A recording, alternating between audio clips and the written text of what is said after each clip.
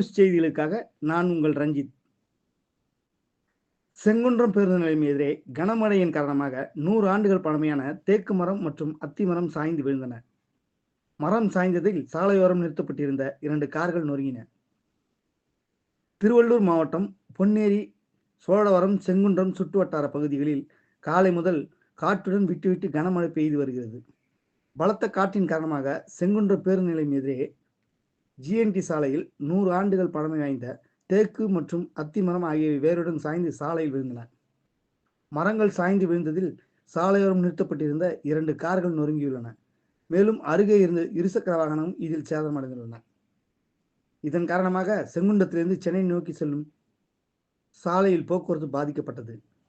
தகவல் அறிந்து சம்பவ இடத்திற்கு வந்த செங்குன்ற போக்குவரத்து காவல்துறையினர் வேருடன் சாய்ந்த மரங்களை வெட்டி அகற்றும் பணியில் தீவிரமாக ஈடுபட்டு வருகின்றனர். காரை நிறுத்திவிட்டு அதன் உரிமையாளர் வெளியே சென்று விட்டதால் உயிரிழப்பு எதுவும் இல்லை என காவல்துறையினர் தெரிவித்துள்ளனர்.